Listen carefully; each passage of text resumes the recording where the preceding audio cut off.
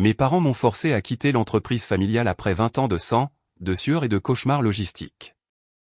Ce fut une énorme erreur. Tu es coincé dans les vieilles méthodes, Véronique. Mon père était assis de l'autre côté de la table de salle à manger en acajou, une table pour laquelle j'avais personnellement trouvé le bois, sa voix froide, définitive et dénuée d'affection paternelle. Thibaut représente l'avenir. Tu n'es arrivé aussi loin que grâce à notre générosité. Ma mère ne m'a même pas regardé. Elle était trop occupée à inspecter son verre de vin lorsqu'elle a ajouté « Il est temps que quelqu'un avec une énergie nouvelle prenne les rênes, ma chérie. Nous avons besoin de vision, pas seulement de gestion. » Mon jeune frère était assis là et souriait d'un air suffisant. C'était ce sourire empreint d'un sentiment de privilège que je voulais effacer de son visage depuis 3 décennies. « Ouais, Véro », a-t-il dit en se penchant en arrière comme s'il possédait déjà les lieux.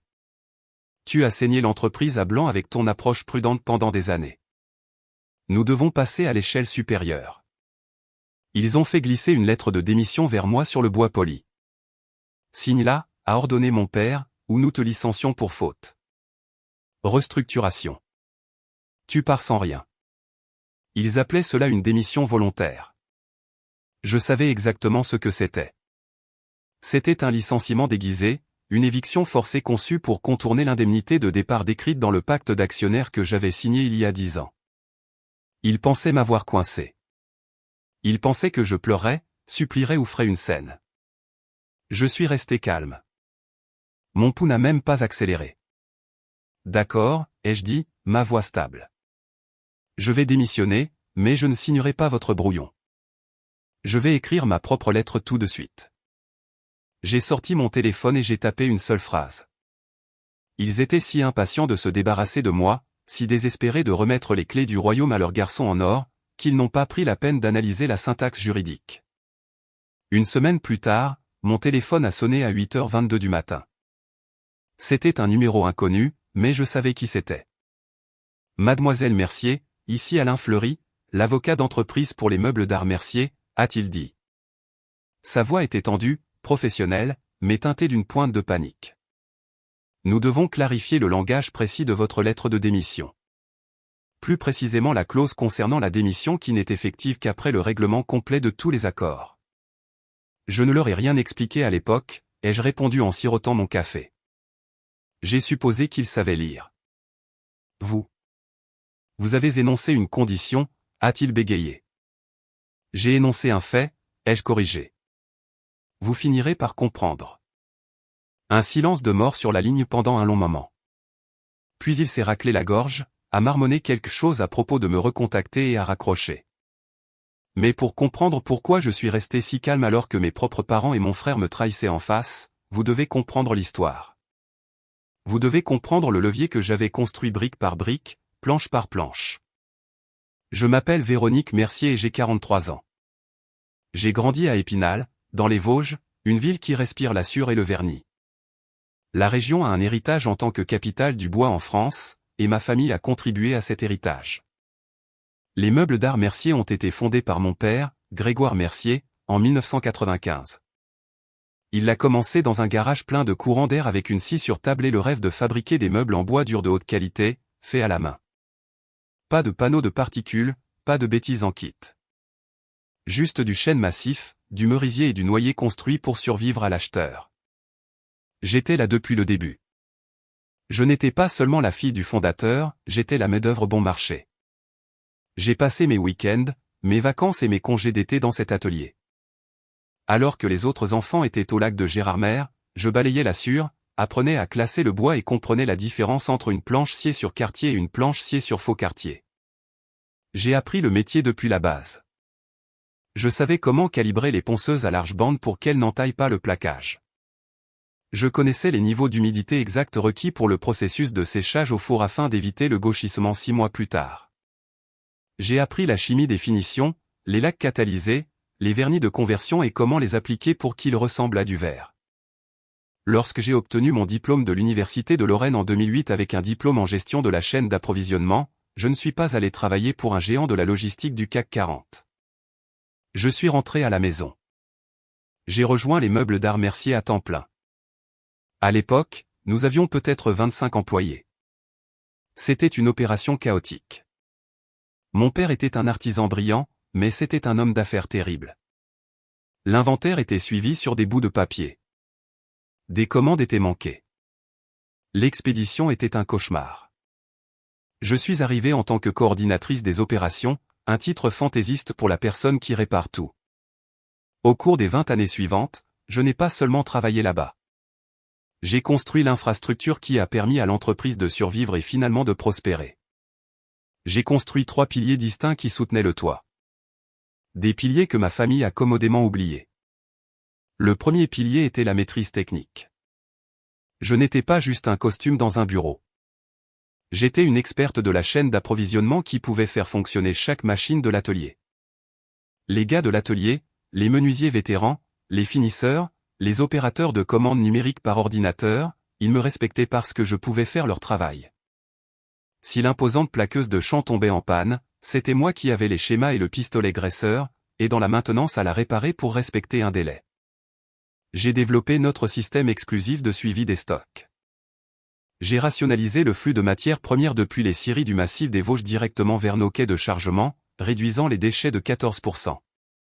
Je connaissais le mélange exclusif de teintures que nous utilisions pour notre gamme Héritage Merisier mieux que le chimiste qui les mélangeait.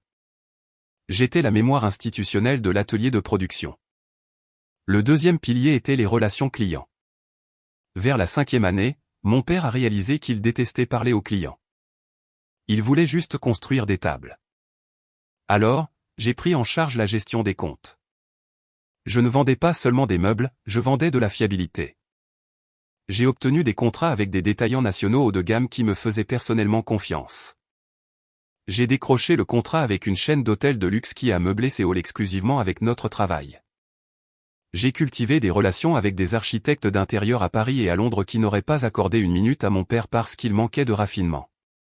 Ce n'étaient pas seulement les clients de l'entreprise, c'étaient les clients de Véronique. Il savait que s'il m'appelait à 18h un vendredi au sujet d'une erreur d'expédition, ce serait réglé le lundi matin. J'ai négocié des accords d'approvisionnement pluriannuels qui ont stabilisé notre flux de trésorerie et nous ont permis de surmonter les ralentissements économiques. Le troisième et plus critique pilier était la propriété. Mes parents, malgré leurs défauts, croyaient qu'il fallait garder l'entreprise dans la famille légalement. Quand j'ai atteint la trentaine et que l'entreprise a commencé à générer de réels revenus grâce à mes systèmes, nous avons structuré un pacte d'actionnaires formel. Il était conçu pour protéger l'entreprise. Il stipulait que le maintien de l'emploi et l'atteinte d'indicateurs clés de performance spécifiques me valaient des capitaux propres. Ce n'était pas un cadeau, c'était une compensation. À l'âge de 42 ans, j'avais accumulé une participation minoritaire significative. Ce n'était pas suffisant pour surpasser les votes de mes parents réunis, mais c'était suffisant pour compter. Crucialement, cet accord comportait des clauses juridiques denses et ennuyeuses concernant le changement de contrôle et l'indemnité de départ en cas de licenciement involontaire. Mon père avait insisté sur ces points il y a des années, ironiquement, pour me protéger au cas où l'entreprise serait un jour vendue à une société de capital investissement. Il voulait s'assurer que sa fille serait prise en charge. Il n'a jamais imaginé que ces clauses seraient l'arme utilisée contre lui. Pendant longtemps, les choses allaient bien.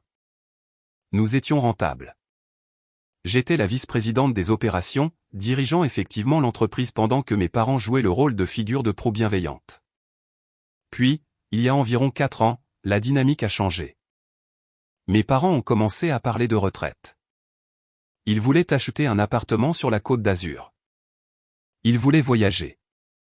Et soudain, la conversation s'est tournée vers la succession. Dans un monde rationnel, le successeur serait la personne avec le diplôme pertinent, 20 ans d'expérience et le respect de tout le personnel. Mais nous ne vivons pas dans un monde rationnel. Nous vivons dans un monde où mon jeune frère Thibaut existe. Thibaut Mercier a environ 35 ans, 7 ans de moins que moi. Pendant la majeure partie de sa vingtaine, Thibaut s'est cherché. Il a essayé d'être DJ. Il a essayé de vendre de l'immobilier mais n'a jamais conclu une seule vente. Il a travaillé dans la vente pour un distributeur de boissons pendant 6 mois et s'est fait virer pour des problèmes d'assiduité. Il y a 4 ans, mes parents ont décidé qu'il était temps pour Thibaut de rejoindre l'héritage. Ils l'ont fait entrer en tant que gestionnaire de projets spéciaux. Pour lui donner de la crédibilité, ils ont payé pour qu'il obtienne une maîtrise en administration des affaires, MBA, pour cadre. Vous connaissez le genre, un de ces programmes payants où vous allez en cours un week-end sur 2 pendant 20 mois et en ressortez en pensant être Steve Jobs. Thibaut est revenu de ce programme armé d'un vocabulaire de mots à la mode et de zéro connaissance pratique. Il parlait d'innovation disruptive, de stratégie océan bleu et de synergie.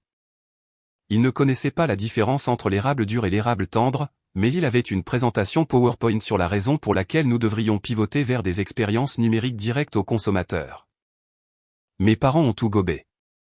Mon père, Grégoire, qui avait toujours été un peu complexé par son manque d'éducation formelle, regardait Thibaut comme s'il était un sorcier. Thibaut comprend vraiment le marché moderne, disait papa au dîner du dimanche. Il a cette vision agressive dont nous avons besoin. Ma mère, toujours prête à encourager, renchérissait. Il a juste une telle maîtrise de la salle. Il me rappelle toi, Grégoire, quand tu étais jeune. Cela a commencé par de petites offenses. J'étais en réunion pour discuter de la logistique de la chaîne d'approvisionnement, les avertissant que les prix du bois montaient en flèche, et Thibaut m'interrompait. Véro, tu es trop concentré sur les détails. Nous devons nous concentrer sur l'histoire de la marque. Et mon père acquiesçait. Il a raison, Véro. Ne sois pas si négative. Puis est venue l'érosion de mon autorité. Thibaut a commencé à embaucher ses amis pour des rôles marketing inventés. Il a contourné mes protocoles d'approvisionnement pour commander du matériel moins cher et de qualité inférieure pour nos armoires parce que cela améliorait la marge. Lorsque le matériel a échoué et que les clients se sont plaints, c'est moi qui ai dû nettoyer les dégâts. Mais quand j'en ai parlé à mes parents, ils ont balayé la chose. Il apprend, Véronique. Tu dois être plus solidaire. Il essaie d'innover. J'ai observé pendant 4 ans la faveur basculer entièrement vers lui. Ils investissaient dans ses idées tout en coupant le budget de mon département. Ils l'envoyaient au salon professionnel à Milan et à Paris pendant que je restais en arrière pour gérer l'atelier. Ils le présentaient aux clients clés comme le futur directeur général tandis que j'étais présenté comme la responsable des opérations. Ce n'était pas subtil. C'était un coup d'état au ralenti. Je ne suis pas idiote. J'ai vu les signes avant-coureurs il y a environ 2 ans. C'est à ce moment-là que j'ai engagé Diane. Diane est un requin en tant qu'avocate en droit du travail opérant depuis un cabinet à Nancy afin qu'il n'y ait pas de conflit d'intérêts avec les cercles juridiques locaux d'Épinal. Je l'ai rencontrée pour un café à 3 villes de là. J'ai exposé la situation, le népotisme, la mise à l'écart, le pacte d'actionnaires. Diane a jeté un coup d'œil à mes documents et m'a donné un seul conseil, documente tout. Deviens un fantôme dans la machine. S'ils font un mouvement, nous devons être prêts à déclencher chaque clause de ce contrat. Alors, je l'ai fait. Pendant 2 ans, j'ai tenu un registre fantôme. Chaque fois que Thibaut prenait une décision qui coûtait de l'argent à l'entreprise, je la documentais. Chaque fois que mes parents annulaient mon expertise opérationnelle en faveur des caprices de Thibaut, je sauvegardais le courriel. J'ai gardé des copies du pacte d'actionnaires, des statuts et du manuel de l'employé sur un serveur cloud privé crypté. J'ai construit un dossier d'incompétence. Mais plus important encore, j'ai mémorisé mon contrat. Le point de rupture est arrivé vendredi dernier. J'ai conduit jusqu'à la maison de mes parents pour ce que je pensais être un dîner de famille standard. L'atmosphère était étrange dès que je suis entré. La table était mise avec la belle porcelaine, mais il n'y avait pas d'odeur de nourriture, juste de l'attention. Mon père était assis en bout de table. Ma mère était à sa droite. Thibaut était penché en arrière sur sa chaise, vérifiant sa montre, l'air ennuyé. Et il y avait Alain Fleury, l'avocat de la famille, assis avec un dossier. Nous n'avons même pas mangé. Nous devons discuter de la transition, a dit mon père, sautant les politesses. Ta mère et moi démissionnons officiellement en tant que co-directeurs généraux le mois prochain. Nous déménageons dans la maison sur la Côte d'Azur à temps plein. C'est super, papa, ai-je dit, bien que je savais ce qui arrivait. Thibaut prendra la relève en tant que directeur général, a-t-il continué. Il a le MBA. Il a la vision pour la prochaine phase des meubles d'art Mercier. J'ai hoché la tête lentement. Je vois. Et où cela me laisse-t-il? Je suppose que je resterai en tant que vice-présidente des opérations pour m'assurer que l'entreprise ne s'effondre pas. Thibaut a ricané. C'est ça le truc, Véro. Nous restructurons. Ton rôle, il est redondant. Je fais venir un directeur des opérations de ma promotion de MBA, quelqu'un qui comprend le paysage numérique. Nous te laissons partir, Véronique, a dit ma mère doucement, comme si elle m'annonçait qu'un animal de compagnie était mort. C'est pour le mieux. Tu as l'air fatigué ces derniers temps. Tu as besoin d'une pause. Alain Fleury a fait glisser le dossier à travers la table. Nous avons préparé un accord de séparation, a-t-il dit. Cela présente votre départ comme une démission volontaire. C'est plus propre comme ça. Cela aide pour votre future recherche d'emploi. Si vous signez ceci, l'entreprise fournira 3 mois d'indemnité de départ et une référence positive. J'ai ouvert le dossier. C'était insultant. 3 mois de salaire pour 20 ans de service, une renonciation à toute réclamation, une clause de non-dénigrement qui me réduirait au silence pour toujours, et surtout, une clause qui me forçait à revendre mes actions à l'entreprise à une valeur comptable déterminée par leur comptable, qui était nettement inférieure à la valeur marchande. Et si je ne signe pas ? Ai-je demandé. Le visage de mon père s'est durci. Alors nous te licencions pour faute. Insubordination, échec à s'adapter à la stratégie de l'entreprise.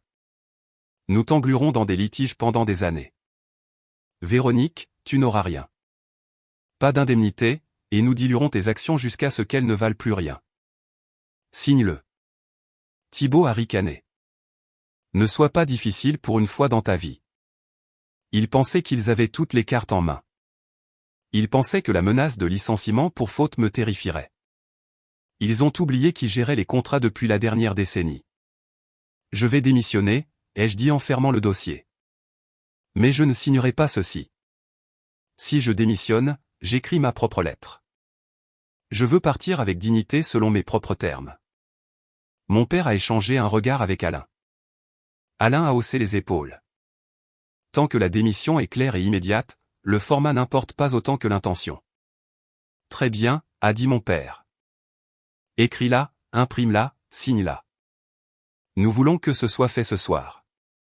J'ai marché jusqu'au bureau où se trouvait l'imprimante familiale. J'ai ouvert un document vierge.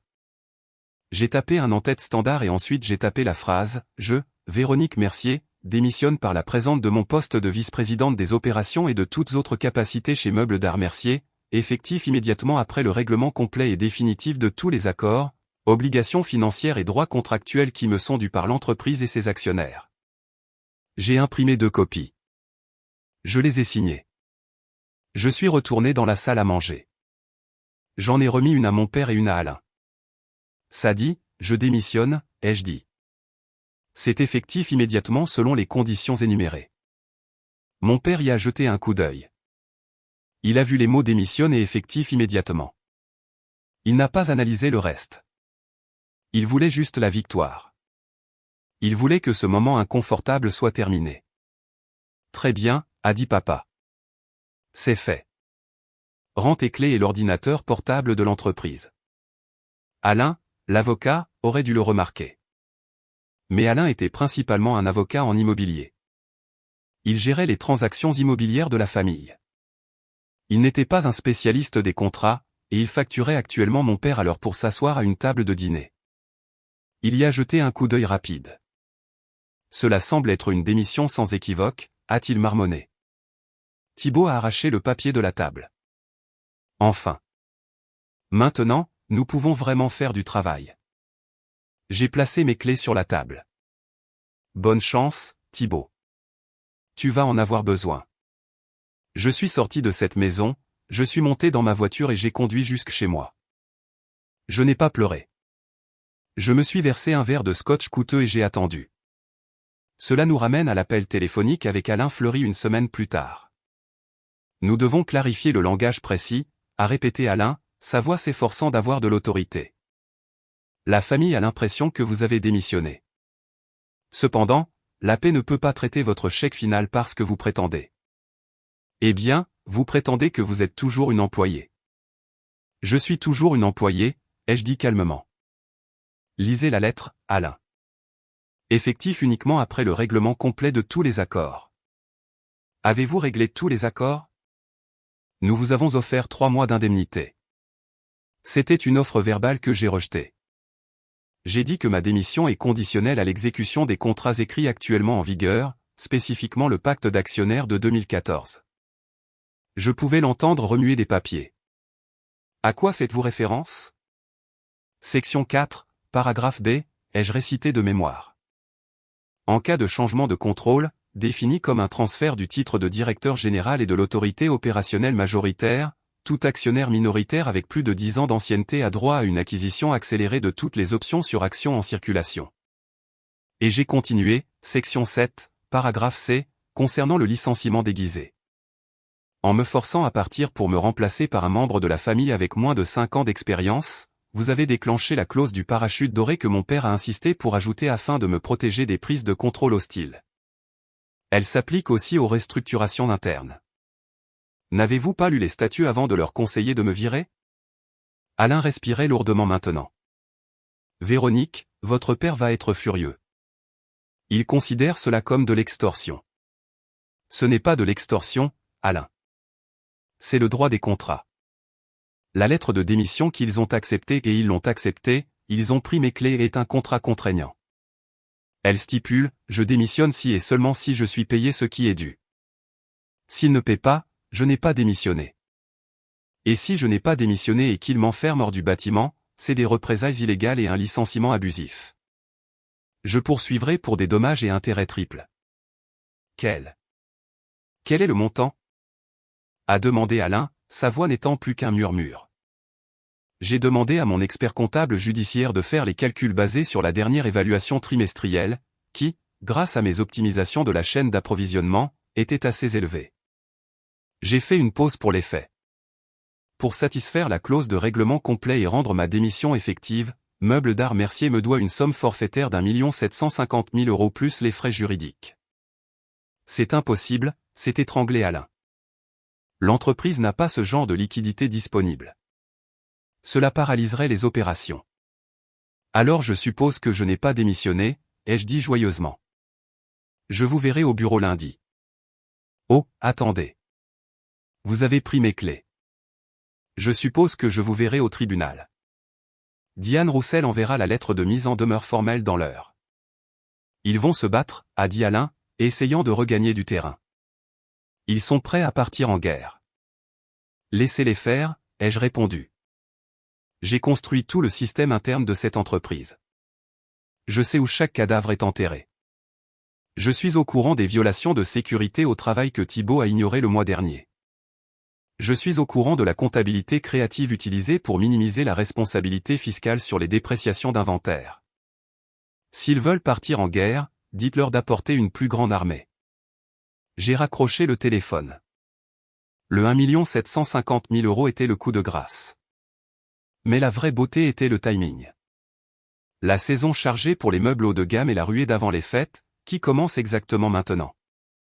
Et sans moi pour gérer la chaîne d'approvisionnement pendant qu'il se démenait pour trouver près de 2 millions d'euros en espèces, l'entreprise était sur le point d'affronter un ouragan avec un bambin à la barre. Mais la famille n'allait pas se laisser faire aussi facilement. Mon père était un homme têtu et Thibault était un homme délirant. Ils ont décidé d'essayer de voir si je bluffais. Le premier mouvement fut une offre basse calculée, une offre de 6 mois d'indemnité et un paiement partiel de bonus pour résoudre cela à l'amiable. Cela tombe bien court, ai-je répondu calmement. Les documents sont clairs. Les appels se sont intensifiés en fréquence au cours des jours suivants. Alain, l'avocat de la famille, est devenu le messager réticent des turbulences émotionnelles de mes parents. Il relayait des messages de déception, de frustration et des appels manipulateurs à la loyauté familiale. Thibault est intervenu directement lors d'un appel, sa voix s'élevant dès qu'il a parlé. Tu tiens l'entreprise en otage sur une question de formulation. A-t-il exigé? Non, les jeux corrigés, gardant ma voix égale. Tu fais face aux conséquences de ne pas avoir lu attentivement. Grégoire, mon père, s'est joint à une autre conversation plus tard cette semaine-là, semblant lasse. Véronique, pense à ce que cela nous fait à tous. Prends juste l'offre originale et passe à autre chose. Ne détruis pas ce que nous avons construit. J'ai tenu bon. L'offre ne correspond pas à ce qui est dû. Je ne l'ai pas détruit. J'ai sécurisé ma part de celui-ci. Maman a essayé séparément, sa voix plus douce, jouant la carte maternelle qu'elle n'avait pas utilisée quand ils m'ont viré. Nous n'avons jamais voulu que cela en arrive là. Ne pouvons-nous pas trouver un terrain d'entente? Diane, mon avocate, examinait chaque échange, me conseillant de rester factuel et de tout documenter. Ne t'engage pas dans l'émotion, a-t-elle averti. C'est leur levier. Le tien est le contrat. Le ton d'Alain a changé au fil des semaines. Sa confiance initiale a cédé la place à l'urgence alors qu'il réalisait que le piège que j'avais tendu était étanche. Il a commencé à reconnaître des clauses spécifiques lors de nos conférences téléphoniques. L'accélération de l'acquisition des droits semble effectivement déclenchée, a-t-il admis, tout en poussant pour des chiffres plus bas afin d'économiser de l'argent à ses clients. Ils ont contre-attaqué avec 9 mois de salaire et la moitié de la valeur des capitaux propres. J'ai refusé. Puis 12 mois plus le bonus complet, mais pas d'acquisition des droits. Refusé à nouveau. Chaque refus provoquait des pauses plus longues, des consultations que je pouvais entendre dans des murmures en arrière-plan. Il réalisait que je ne bluffais pas, et plus important encore, que je n'allais pas craquer. Un appel du soir les a tous inclus sur haut-parleur. Thibault m'a accusé de cupidité. Grégoire a mis en garde contre les frais juridiques qui grignoteraient le règlement même que je poursuivais. Ma mère a plaidé pour la paix. J'ai répété les mêmes points, contrats acceptés. Lettre reçue. Termes exécutoires. Alain a finalement interrompu la famille. Elle a raison sur les dispositions clés, a-t-il dit, coupant la dernière explosion de Thibault. Combattre cela risque une exposition significative. Si cela va au tribunal, les livres de compte s'ouvrent. La panique est devenue palpable. Les offres ont grimpé. 15 mois, puis une indemnité complète avec acquisition partielle. Toujours court. Diane a envoyé des lettres de mise en demeure formelle décrivant la jurisprudence sur les démissions conditionnelles et les droits des actionnaires dans les sociétés fermées. Nous avons clairement indiqué que s'ils me viraient maintenant, c'était des représailles. S'ils ne payaient pas, je n'avais pas démissionné. Ils étaient dans une impasse de leur propre fabrication. La contre-offre finale est venue après 3 semaines d'aller-retour. Alain a appelé seul. Nous sommes prêts à payer le montant total, a-t-il dit, sa voix plate. 1 750 000 € virés dans les 10 jours ouvrables plus vos frais juridiques documentés en échange d'une décharge mutuelle et de la confidentialité. Je confirme que les termes correspondent au contrat, a-t-il ajouté. Votre famille espère que cela met fin aux choses proprement. J'accepte le règlement, ai-je dit. Après plusieurs semaines tendues de finalisation de la paperasse, l'argent est finalement arrivé sur mon compte. Le jour où le virement bancaire est arrivé en totalité, totalisant 1 770 000 € avec les frais juridiques de Diane Couvert, je n'ai pas ressenti un sentiment de victoire à lever le poing. J'ai juste ressenti du soulagement. Je me suis assise à ma table de cuisine en regardant la notification bancaire. Le montant correspondait à chaque centime décrit dans les accords. La décharge de règlement a été signée par toutes les parties. Ma démission est devenue officielle au moment où les fonds ont été compensés. J'ai bloqué les numéros de téléphone de la famille le même après-midi. Pas de message dramatique, pas d'explication finale, juste le silence. Les courriels de mes parents sont allés non lus et directement dans un dossier d'archives. Thibault a essayé de me joindre une fois par l'intermédiaire d'un cousin commun. Je n'ai pas répondu. La coupure était complète. Pas de vacances, pas de mise à jour, pas de contact. Les gens qui m'ont élevé sont devenus des étrangers par choix. Le mien cette fois. Dans les mois qui ont suivi, des nouvelles de meubles d'art Mercier me sont parvenues par le biais des canaux de l'industrie et d'anciens collègues qui prenaient encore des nouvelles occasionnellement. La première perte de contrat majeur est survenue environ 4 mois plus tard, un détaillant national de longue date a décidé de ne pas renouveler. Ils ont cité une communication incohérente et des détails de personnalisation manqués qui n'avaient jamais été un problème pendant mon mandat. Thibault gérait le compte personnellement à ce moment-là, mais la relation avait toujours reposé sur la confiance bâtie au fil des ans, une confiance liée à mon implication directe. D'autres clients ont suivi progressivement. Une chaîne de luxe dans le Grand Est a réduit ses commandes, mentionnant des variations de qualité dans les expéditions récentes. Des centres de villégiature qui comptaient sur les collections saisonnières ont retardé leurs engagements, attendant une assurance sur les délais qu'ils tenaient autrefois pour acquis. Des défis de production ont également fait surface. Sans ma supervision de la chaîne d'approvisionnement, des retards dans l'approvisionnement en matériaux ont conduit à des livraisons tardives. Des incohérences de finition sont apparues dans des pièces qui ont atteint les salles d'exposition. Des employés qui m'envoyaient des messages en privé décrivaient la confusion sur des normes qui étaient autrefois une seconde nature.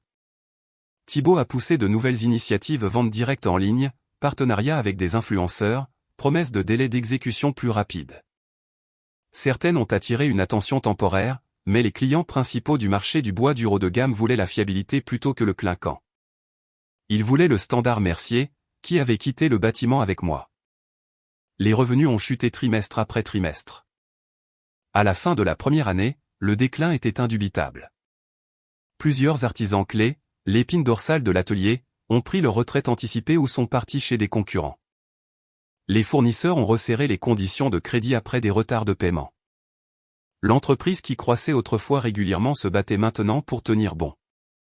Mes parents ont reporté leur projet de retraite indéfiniment. La liberté qu'ils recherchaient en m'évinquant s'est évaporée alors qu'ils intervenaient à nouveau pour stabiliser les opérations. Thibaut travaillait de plus longues heures, mais les lacunes dans sa connaissance institutionnelle étaient trop larges pour être comblées avec un seul MBA. Je n'ai rien suivi de près. Des mises à jour occasionnelles arrivaient sans être demandées, rapports de l'industrie, connaissances communes mentionnant des difficultés. Je les accusais réception sans m'engager. J'ai avancé selon mes propres termes. Le travail de consultation a commencé petit, aidant d'autres fabricants à rationaliser les processus et conseillant sur les contrats pour les entreprises familiales. Mes tarifs reflétaient mon expérience. Les clients appréciaient les conseils directs sans bagage émotionnel. La vie s'est simplifiée. Pas d'obligation familiale, pas d'attente liée au sang. Les décisions reposaient uniquement sur ce qui me servait. Le règlement a fourni une sécurité absolue. Mes investissements ont grandi tranquillement. J'ai déménagé dans un endroit plus petit à l'extérieur d'Épinal, plus près des lacs et loin du bruit. Je n'ai jamais regretté le silence. Des tentatives de réconciliation ont eu lieu une ou deux fois. De brefs courriels de ma mère exprimant sa tristesse. Un message vocal de mon père suggérant un café. Je les ai laissés sans réponse. L'entreprise a continué de glisser. La part de marché s'est encore érodée alors que les concurrents remplissaient les vides que nous dominions autrefois. Le nom Mercier a perdu une partie de son ancien poids dans les cercles manufacturiers des Vosges. J'ai tiré une leçon claire de toute cette expérience. Dans une entreprise familiale, l'affection ne remplace pas des papiers clairs. Les hypothèses sur la loyauté peuvent tout coûter. Documentez vos droits tôt. Appliquez-les sans hésitation lorsque cela est nécessaire, et acceptez que se protéger signifie parfois s'éloigner complètement, même des personnes les plus proches de vous. C'est la réalité.